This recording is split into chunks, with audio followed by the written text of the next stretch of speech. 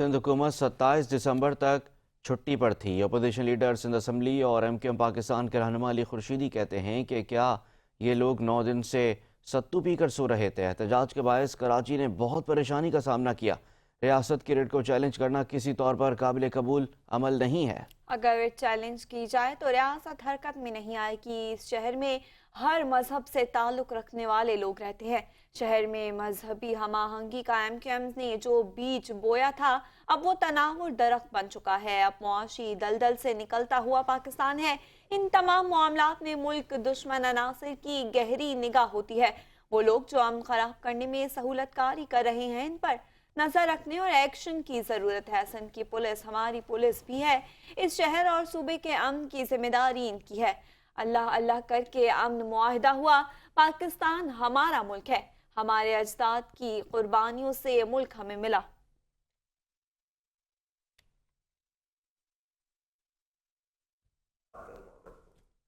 एक आंच आने नहीं देगी मुत्तहिदा कौमी मूवमेंट पाकिस्तान। एक हरावल दस्ते का किरदार अदा करेंगे अपने रियासती इदारों के साथ, अपनी अफवाज के साथ। और दूसरा ये कि फिर वो तमाम लोग जो इस अमन को ख़राब करने में कहीं ना कहीं सहूलतकारी कर रहे हैं, कहीं ना कहीं सहूलतकारी कर रहे हैं, उस पर रियासत को भी, हुकूमत को भी ईगल आई रखने की ज़रूरत है, उनके खिलाफ एक्शन लेने की ज़रूरत है।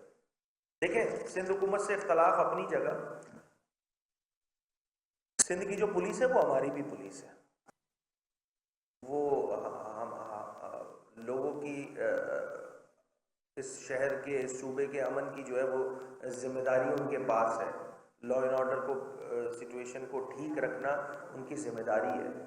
इस सारी सूरत हाल में हमने देखा कि जी पुलिस अफसरान और पुलिस कांस्टेबल और दीगर लोग जो है वो, जिसमें से 5 तो कम जख्मी हुए थे, 3 की शायद हालत ज़्यादा तशवीशनाक थी। कल की मैं बात करूँ अगर तो सिंध पुलिस हमारी पुलिस है और इस पे जो हमला हुआ है वो किसी तौर भी काबिल कबूल अमल नहीं है। सिंध हुकूमत की अगर मैं बात कर लूँ तो सिंध हुकूमत को भी जो मुझे लगता है जिम्मेदारियां उन्होंने पूरी करने में बहुत देर की, और वो इसलिए कह रहा हूँ कि 27 तक तो वो मेरे ख्याल से छुट्टियों पे गई हुई थी सिंध हुकूमत। कोई भी शायद चीफ एग्जीक्यूटिव सूबे से लेकर वज़रा और तमाम लोग यकीनी तौर पर 27 दिसंबर बेनज़ीर भुट्टो की शहादत का दिन था और उसके सिलसिले में जो प्रोग्राम था। मगर बहरहाल एक ऐसी सूरत हाल के जिसमें प्रोविंशियल कैपिटल में इस अंदाज से रोड ब्लॉकेज थी, वो लोग जो गुलशन अदीद में रहते हैं, स्टील टाउन में रहते हैं, और उनको जो है वो main centre of the city में आना होता था तो उनको लगभग 3-3 घंटे लग रहे थे। ये परेशानियां भुगती हैं इस शहर के लोगों ने। ये परेशानियां आगे ना आए उन तमाम लोगों के लिए, उन तमाम शहरियों के लिए, उसके लिए जो काम सिंध